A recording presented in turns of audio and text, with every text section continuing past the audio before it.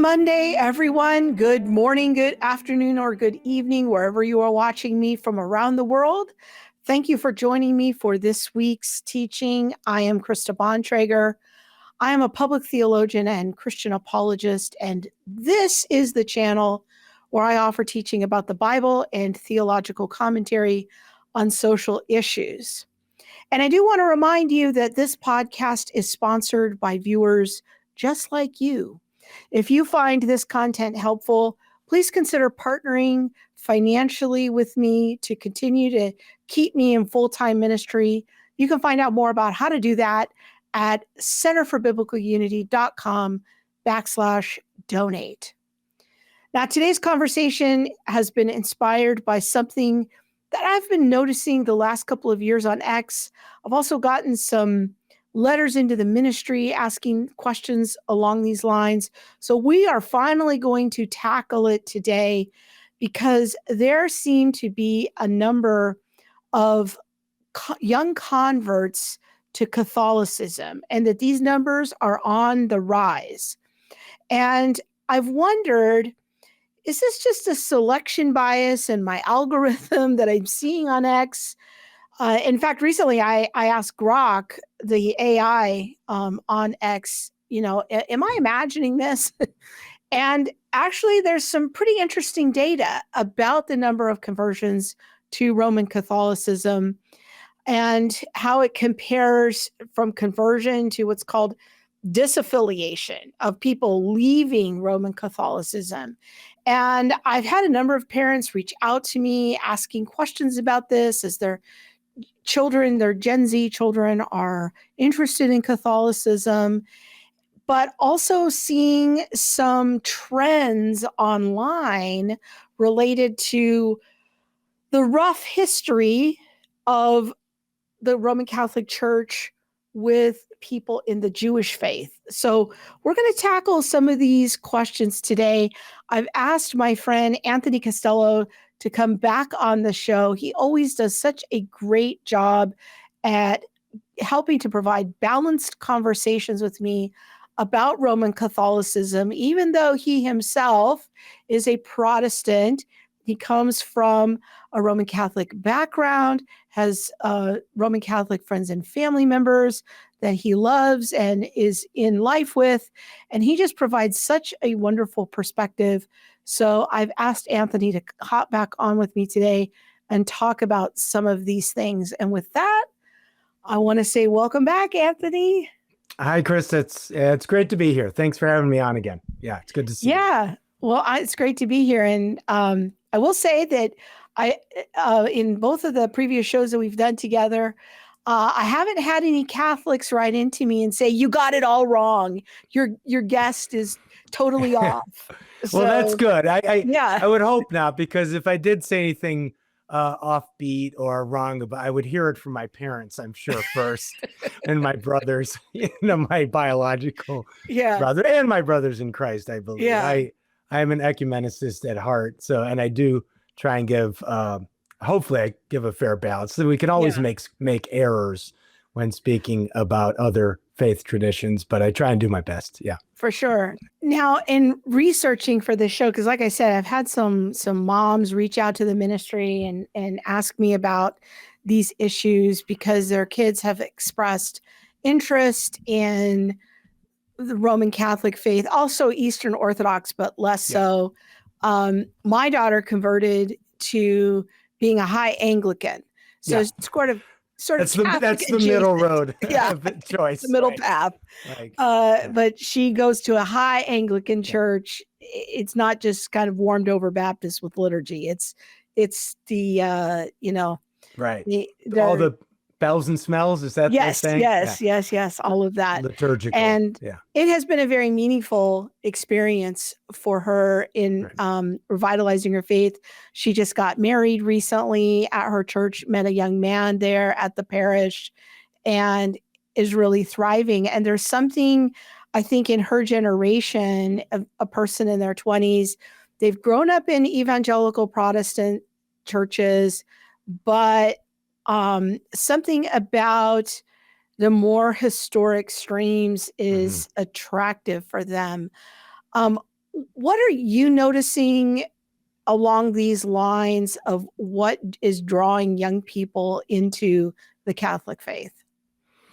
Yeah, and I've seen the same phenomena in my own 11, now almost 12 years as an evangelical. When I was at seminary, there were, I can think of 4 guys right off the top of my head who they waited till they finished their seminary degrees. It was an evangelical seminary, but eventually converted 3 of them to Roman Catholicism, 1 to Eastern Orthodoxy.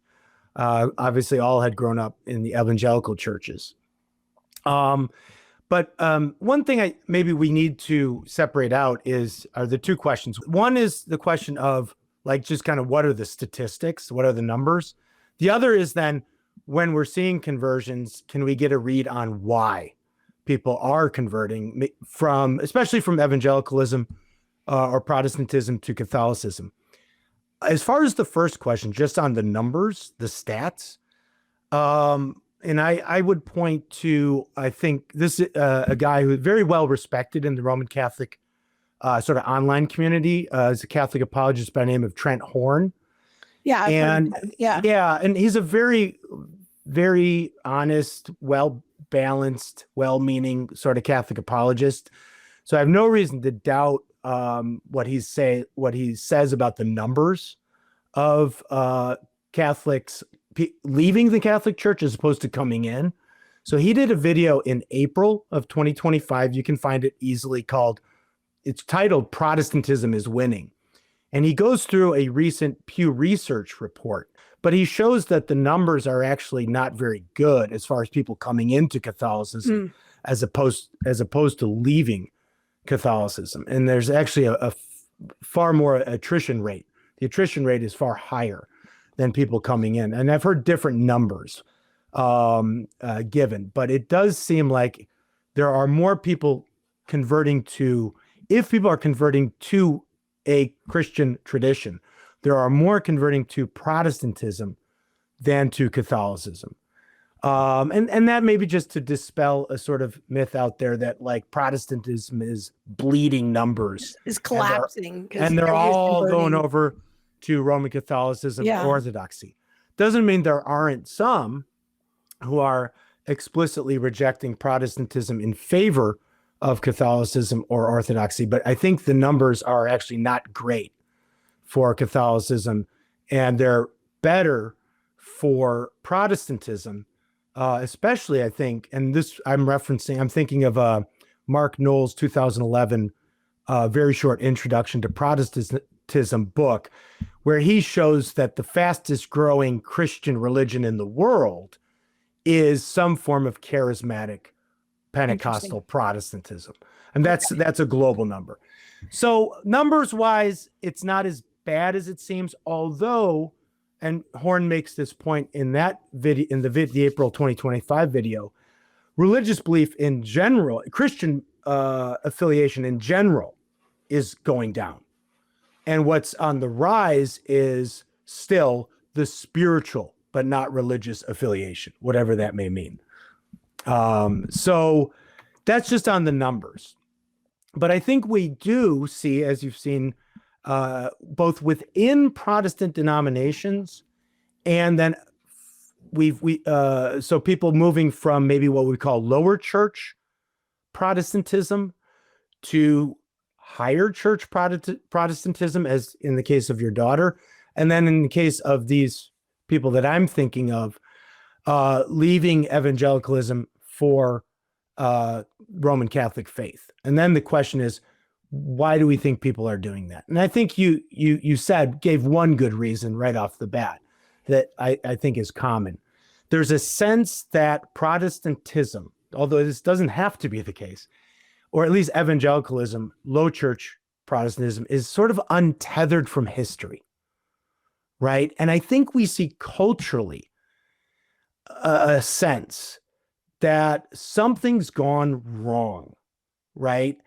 And in general, in the culture, there is a trend to look back. What have we lost in the culture, to sort of recapture something of our past? I mean, we see it in the political realm. playing out. So I think we're seeing it in the realm of religion as well, right? The kind of scientism that sort of dominated the landscape for about 100 years in the West has left us high and dry. And people are turning back to religion broadly, right? And I think what we're seeing is within Christian denominations and Christian affiliations, a lot of people are looking, they're saying, what looks like an older or more traditional form of Christianity? Okay. This sense of wanting to be tethered past, I think it's in the culture broadly, and I think it's playing out in a return to religion, and then within Christianity, a return to people wanting to return to what at least is perceived to be an older or more original form of the Christian faith. Okay.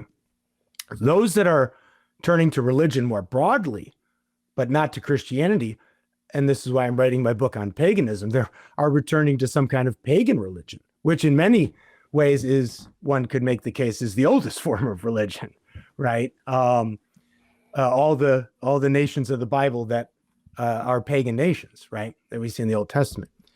So, and I think that return to this historical form, wanting tradition, wanting something more anchored in history, because we've gone too far with trying to be relevant to the spirit of the times, right? I think that is certainly one factor in people entertaining again Roman Catholicism as the proper form of the Christian faith. It's something actually that T.S. Eliot actually pointed out in the 1930s in his book, in his Cambridge lectures, which went on to be called a book, The Idea of a Christian Society. He says, when sort of a culture becomes untethered from its roots, right, it'll look back to what it thinks is the most original form of religious faith. And for him, that he thought wrongly, we would say that was Roman Catholicism. Of course, he was Roman Catholic. But I think there's a perception there that Roman Catholicism is the oldest form of Christian religion. Although we would argue as Protestants that actually it's not, that what people are perceiving to be the oldest form of Christianity is actually a later development over time. And what is maybe being recaptured is more of like a early Middle Ages Christianity, but that sort of, and this is where the I would call the aesthetic component comes in. The high liturgical form of Christianity that developed over time and that we sort of associate with sort of medieval Roman Catholicism, right? That feels old. It feels more original, more traditional than sort of our watered down or non-liturgical or sort of reductionistic sort of contemporary evangelical or Protestant worship, right? And one reason I think that it feels more traditional is because it's much more sensate. It's much more engaging with the senses, right? As we talked about the smells and bells, but there's a sensible or sensate aspect to the liturgy that a lot of people feel helps to reconnect them with God, right? And that's something I think Protestants need to explore. We need to think about that maybe more carefully. Have we gone too far in sort of eliminating anything sensible or sensate from our practice? Right now, obviously, the reformers had concerns about that sort of aspect of religion, and there's biblical reasons for why the sensible or the sensate in our practice can become problematic. And, we can just look at Romans 1:18-32. When do we start conflating the created with the creature with the creator, the created with the uncreated? So that's always a fear there. But I think too, like a lot of people are just have gotten tired with the sort of very modern, even postmodern attempts to be relevant with our religious practice. Now, this is in and we'll get to this when we talk about the traditional Catholic versus more progressive Catholic, because this is in the Catholic Church as well. There's been attempts to, push back or revise older looking forms of liturgy, to become more culturally relevant to the times. So you're going to get this in the Catholic Church itself. So I say you got the historical component, you got the liturgical or aesthetic component. And the third thing I'd say is both of those relate to, I think, is also this sense that the world is becoming re-enchanted again, right? Again, this disenchanted world that scientism thought was sort of going to explain the world to us just through the methods and tools of the natural sciences, that doesn't speak to the deeper parts of the more existential parts of the human soul, right? We need sort of the mythical, the meaningful, the religious, right? And I think as people have turned back since the 1960s towards religion in general, there's also a sense, and I'm seeing this more explicitly now, that Roman Catholicism or Eastern Orthodoxy, they have the better theological and practical resources to sort of engage with and answer the sort of more pagan worldview, right? If Roman Catholicism is the older, more religious view, if it engages more in the realm of the sensible or the sensate,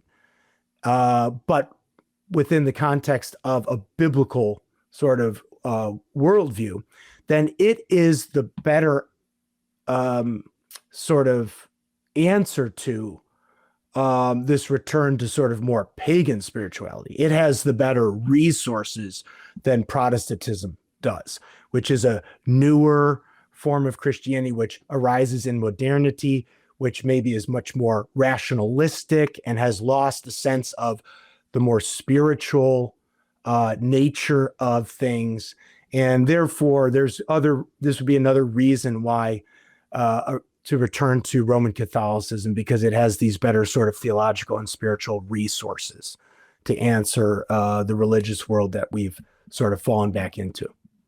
Now, I don't know if you've seen this in your research as well. What I saw is that there's a high number of converts to Roman Catholicism. A high number of those are former Protestants.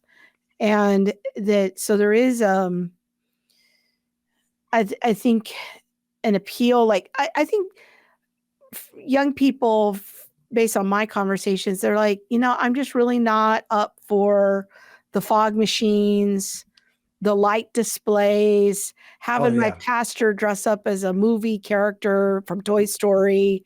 They want something more transcendent, more serious, and they don't want to have some version of cosplay as a part of their faith. That's a big part of the mindset too. Yeah. I totally get that. I mean, I remember having this conversation with the great Millard Erickson, who's a wonderful theologian, a great man, just a really nice man, at a conference a couple of years ago here at Biola that one of my old professors, Fred Sanders, put on. And Millard's older, and I think he was still in this mindset of we have to be culturally relevant. And he was talking about maybe setting up our churches where you walk in not to a sanctuary, but maybe a fireplace and something that looks more like a lounge where people can sit and talk. And I kind of got up and I said, Dr. Erickson, the trend is in the other direction. I don't think young people want that. People are converting to Catholicism or Orthodoxy. And again, I think it's, you mentioned the feeling of transcendence. We don't want the normal anymore. We don't want the mundane. We want the experience of the transcendent God, the transcendence of God. And the high liturgy and the aesthetics of it seem to, for many, to be a better vehicle of engagement for that than the dynamic worship, the rock music in the church, which I have to say, for me, it was the reverse. growing up Catholic in the liturgical mass, where there was an order to everything and a way to do things, and you didn't deviate from that. Walking into that that evangelical, it was kind of a mega church, for the first time, seeing people sort of drinking coffee in the lobby, then hearing the dynamic worship with like guitars and drums, seeing big screen. I mean, at first I was freaking out. And then I started to have this sense in my own soul of like, is it okay to worship God this way? For me, the experience was almost liberating. Like, it opened the door to like, there's not just sort of like this one liturgical way to worship God and everything else is verboten. So I had a different experience, but I can understand evangelicals growing up with the skinny jeans and fog machines, as one friend of mine puts it, and feeling disenchanted and feeling that is just culture. And I don't want just culture. I want cultus. I want the Christian cult. And where do I find that? And that looks to me like to be more in the Catholic Church than in my contemporary evangelical church. I get it. Makes sense. Now, some young, and this seems to appeal, I think, to some young people to even go further into what's called the traditional Latin Mass, which is kind of a subculture within Roman Catholicism.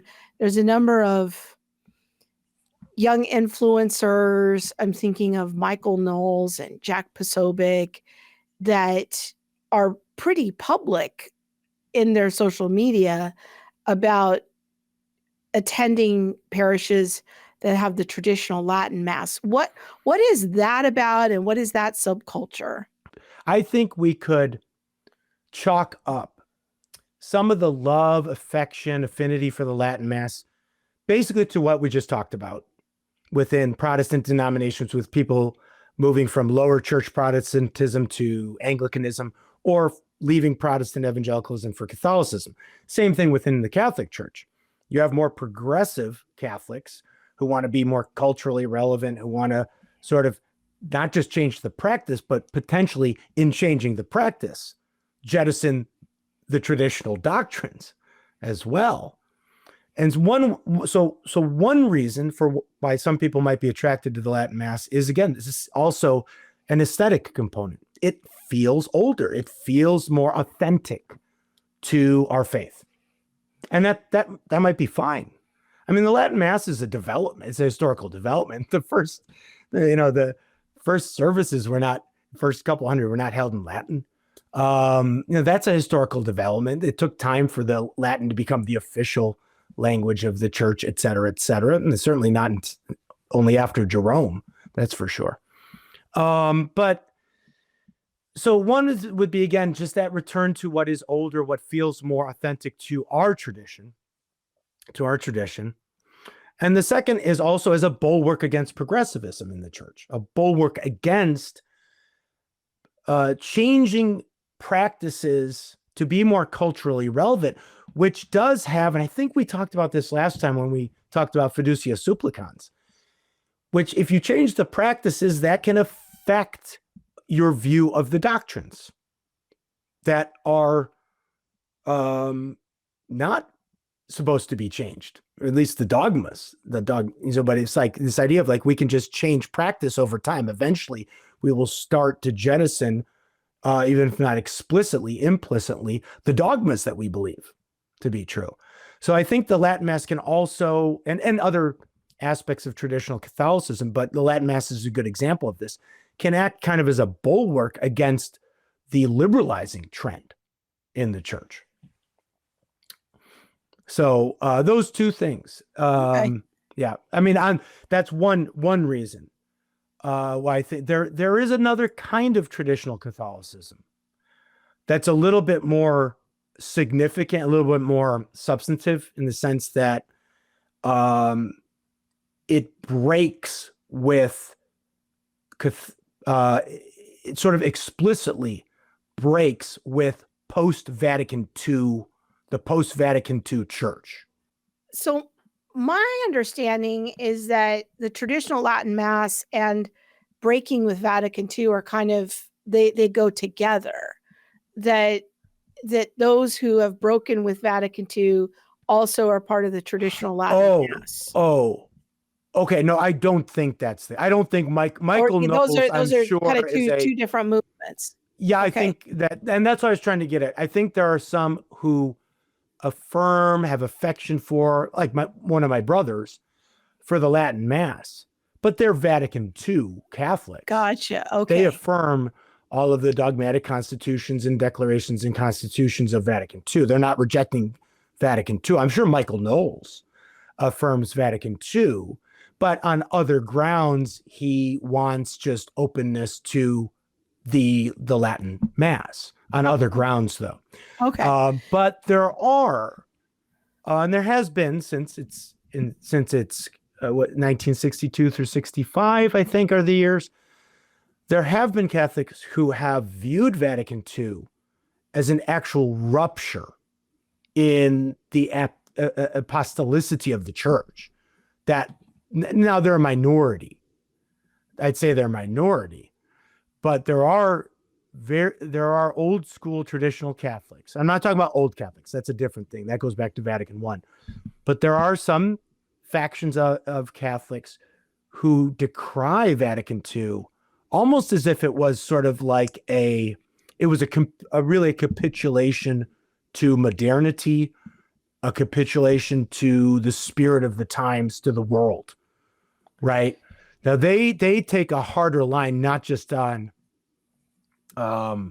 maybe the downplaying of the Latin Mass, but on all kinds of things, right? Okay. And this is where the anti-Semitism piece may come in to play, because Vatican II and some of its declarations changed a lot of the Catholic orientation and attitude, not just to Jews, but to other religions in general. Okay. And what you're really raising here is pointing out that, a lot of the rhetoric from Catholic apologists is Rome is unified and it's, one church and everything. But we are highlighting, even in this conversation, a few different streams under the umbrella of Roman Catholicism. It's not, I'm a Catholic and we all lockstep on every belief. There is a level of some diverse streams within Roman Catholicism. Of course. And you have the same, and every Roman Catholic apologist there's the same battles between liberalism and conservatism obviously are playing out in the Roman Catholic Church, just as they play out in any evangelical Protestant church, right? There's still the liberalizing. We just solve our differences differently. We solve them differently. Now, one recourse that the Roman Catholic has is layers of authority and authoritative proclamations. There are not everything pronounced by a pope or out of the Holy See of the Vatican is of an equal level of authority. Right. So there are only a handful of ex cathedra dogmatic statements, irreformable doctrines. But then there are other kinds of authoritative declarations, but that the Roman Catholics say, but they're not, they could change over time, potentially. This has been a fascinating discussion. I'm going to ask Anthony a little bit more about Catholicism, particularly some of the influencers that are online who are talking about anti-Semitism. So stay tuned for that. But really quick, I want to take a time out here to tell you about an opportunity to come hear Monique and I in person next month in Indianapolis. Here's more. Truth and courage. Christians need a good dose of both in this current cultural moment. That's why you need to be at the 2025 Maven Conference. We are going to look at the anti-Christian culture that we're currently in and the unique challenges that it presents to us. The challenges of expressive individualism, the authority of the self, and how that dominates so much of our society. And then also critical theory, the ideas that permeate every institution And families and students need to figure out how to navigate those challenges. So join us in Indianapolis on Saturday, November the 8th, where you'll get a good dose of both truth and courage to help you navigate this challenging world. Go to mavenconferences.com to register.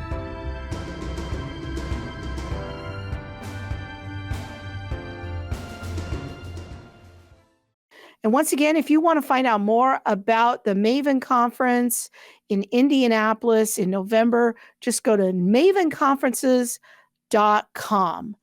Okay, Tony. Yeah. Well, since you brought up the issues of anti-Semitism and Catholicism, I want to dig into that a little bit more, because there are some high-profile Catholics that are in the social media space, like Candace Owens and Nick Fuentes specifically, who express a lot of concerns about, and I'm going to put them in air quotes here, the Jews or Israel. And then on the other hand, the Jewish people that I've interacted with express concern that, especially those who are not Christians, they often think that all Catholics are anti-Semitic. That is kind of a frequent thing that I notice among the Jewish people that I've interacted with. So it makes me wonder, like, what's going on here? Like, is there a history of certain kind of feelings between the Roman Catholic Church and Jewish people? What can you tell me about that? Yeah. So I was watching in preparation for this a conference, a Roman Catholic conference put on by the Philos Institute, I believe, earlier this year, just back in, I think it was in May of 2025. And they were addressing this question. And Trent Horn was on that panel along with George Weigel, the very excellent Catholic historian, theologian, a couple other scholars, and then sort of more. I really appreciate the Philos Project. I listened Philos to Project. Podcast. Yeah. I really appreciate what they're doing. So no, it was good. And what I saw and was able to watch was really good. So it does seem that everybody on that panel and the Philos, they do feel there's an uptick, especially online, of anti-Semitism amongst people who identify as Roman Catholic.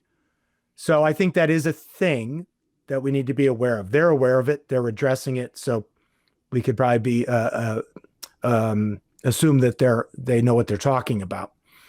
As far as anti-Semitism within the history of the church, well, I think we just have to realize that is a fact of history, both in the Roman Catholic, both in the church up until the Reformation, and then in the Roman Catholic Church after the Reformation, and then also in the Reformational churches as well.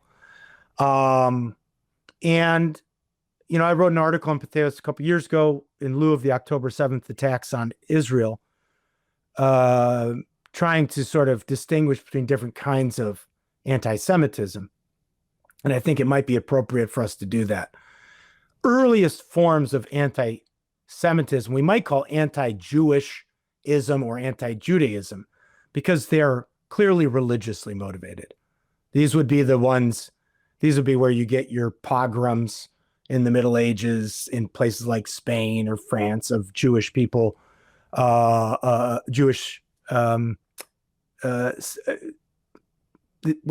people in the European cities, in the predominantly Roman Catholic cities, or then the persecutions of Jews that came in light of some of Martin Luther's later writings, which were very anti-Semitic and scathing if you read them. But those were religiously motivated, right? They were motivated, and I think we have to take this into account based on a reading of the Bible, right? And an interpretation of the Bible and certain passages. You think of the passage in Matthew with Jesus's trial, where the Jewish leadership is saying, let his blood be on us and on the hands of our children, things like this. So that would be like a religious anti-Judaism that the church just has to wrestle with. And there have been different theological views some that would be more, the Latin term is adversos Judaeos, against the Jews, in such a way that they became pretty harsh, and they actually played out sort of concretely, unfortunately. But then there are other theological views that act as correctives to those. But I don't think any of those early anti-Judaisms are ethnically motivated, right? Although they might lay a foundation for later ethnically motivated anti-Semitism, which certainly emerges in the 19th century with people like the French anthropologist Gobineau, and then obviously gets picked up by the Nazis and the Nationals, and even in the communists as well, and others, and where now it's not so much anti-Judaism, anti the religion of the Jews, but anti-Jewish ethnicity, right? Where these contemporary voices land,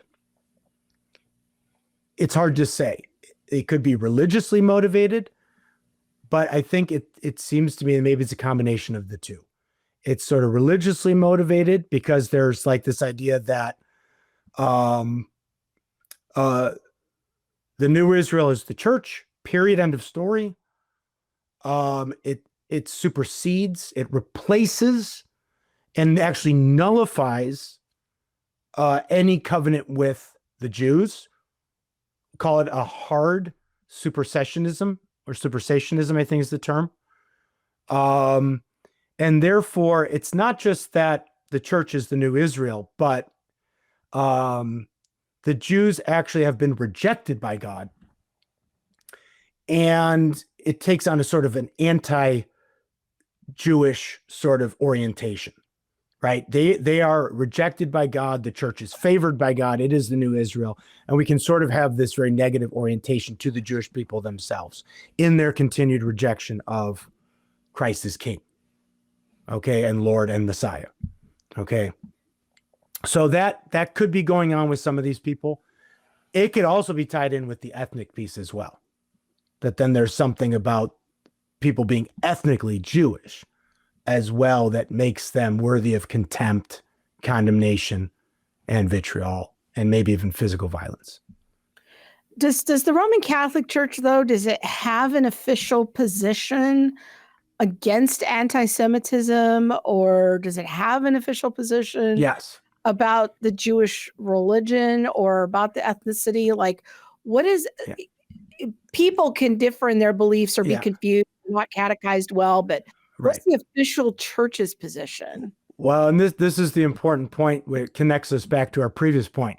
The official position was written at Vatican II. So if you, and primarily in a very short document, it's one page, everybody can read it in like 10 minutes, called Nostra Aetate, Our Times, that talks about the church being rooted in God's covenant with Israel. And it's a very sort of, it shows the spiritual bond of the church with Israel, right?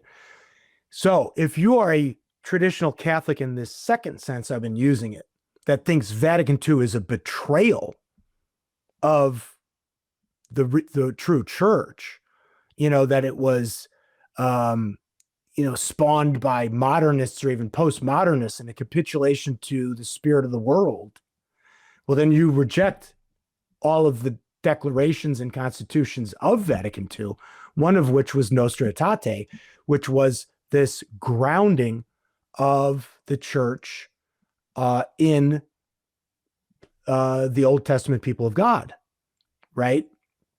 So if you reject, so that's where it could be in the rejection of Vatican II and a rejection of its declarations, not just on Judaism, but also other religions.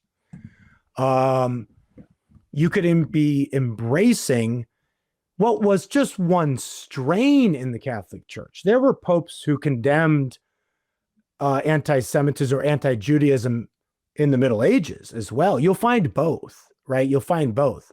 But there is a strain of anti-Judaism hard supersessionism in the Catholic Church up and until you get this formal corrective in Nostra Aetate at Vatican II.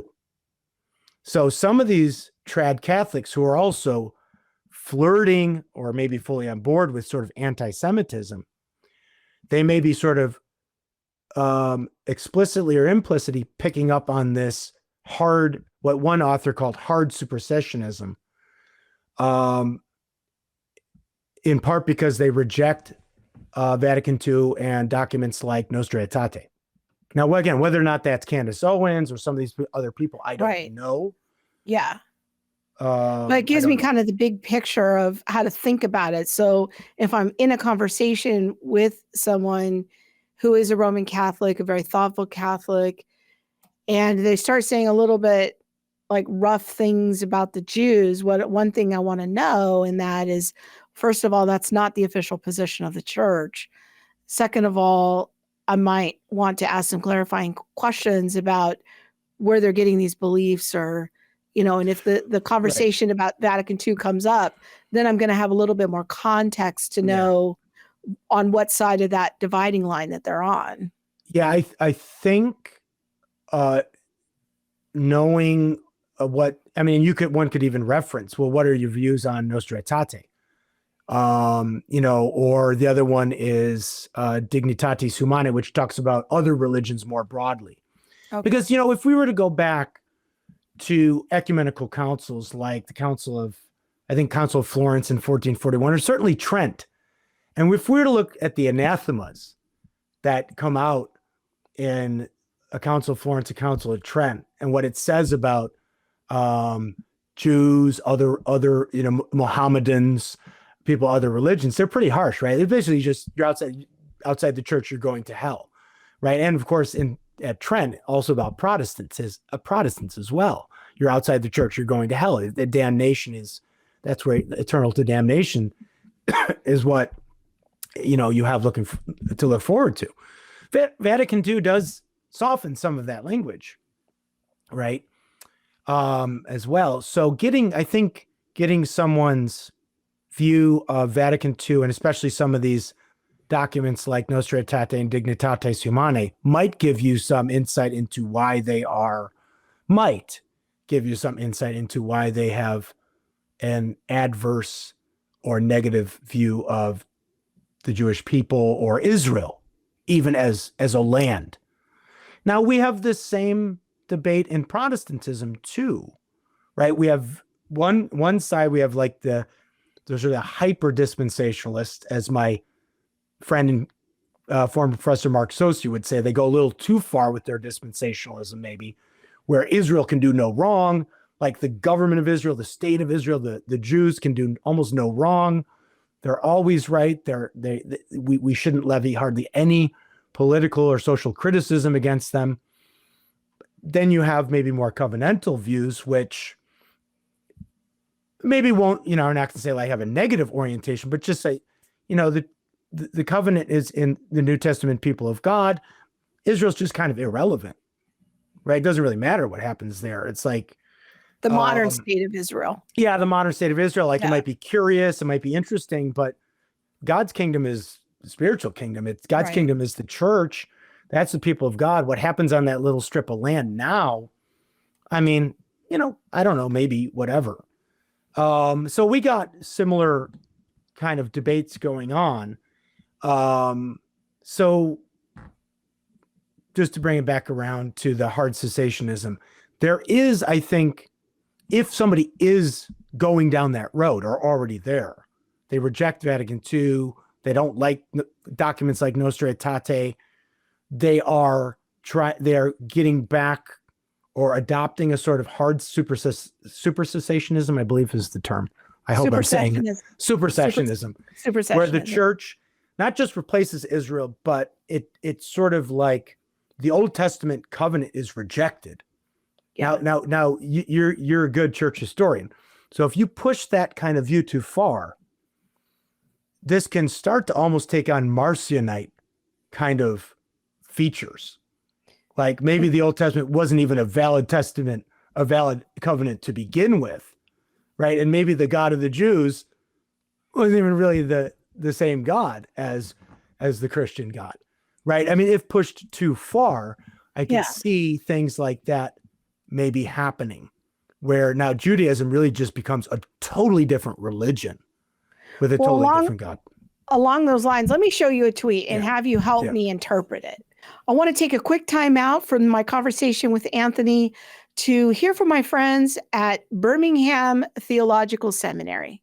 My time with BTS has been a time of theological excellence, but it's also been a time of learning practical personal ministry. The things that I learned here at BTS, I have implemented them into my ministry. I was not necessarily planning on getting a seminary degree. I just would choose Birmingham Theological Seminary classes that I was the most interested in, that I thought could help me develop the most. But I ended up getting my MDiv from BTS, and there's so much that I've learned. I'm really, really indebted to BTS, because without it, I don't think I could have gotten this far. I initially started it because I had been called to a church, had no theological education, but knew I needed it. So between having my first child, doing my first job, and having my first church, BTS came in and just sort of helped me to understand what it meant to be a qualified minister, to be a studied minister that could rightfully divide the word of truth.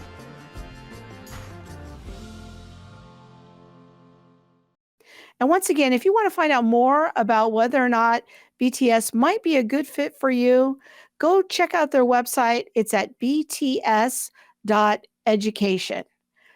Now, I want to get back to my conversation with Anthony. Let me show you a tweet and have you help me interpret it. So this tweet had over 1 million views, and it's from a Messianic rabbi. His name is Rabbi Brian Samuel.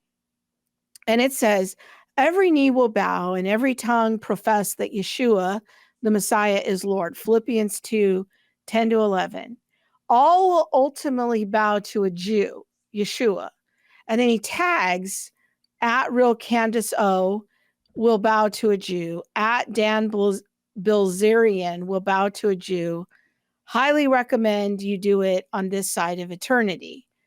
Now, I don't like going around tagging really famous people, but these are people who are pretty outspoken on X about their concerns about Jewish people, and in particular the state of Israel. But to me, biblically, just citing this, that Jesus is a Jew, like that's a fairly straightforward position to me. That doesn't seem super controversial. Not much happening there.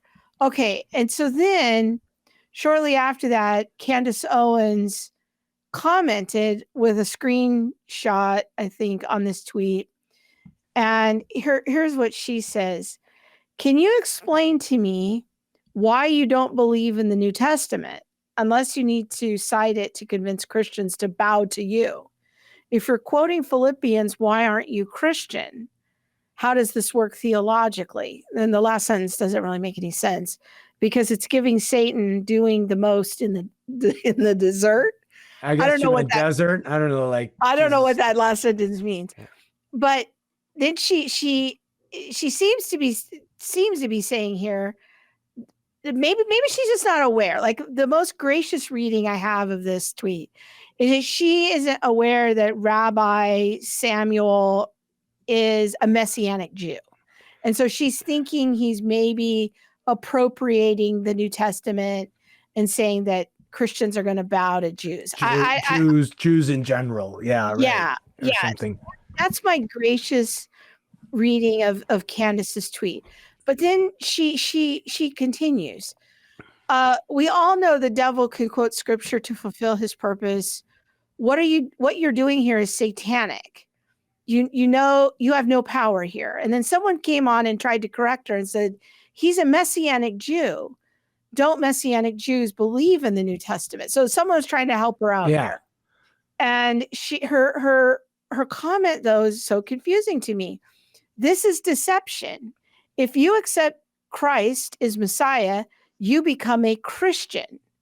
This Judeo-Christianity simply does not exist.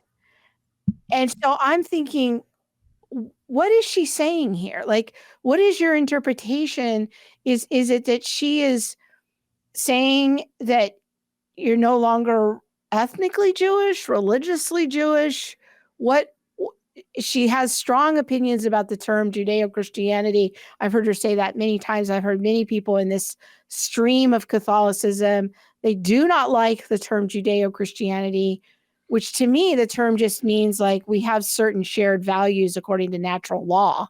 It's not a religious statement, but I don't know if you can give me any insight into what's happening here, because I see this kind of thing all the time. I do worry.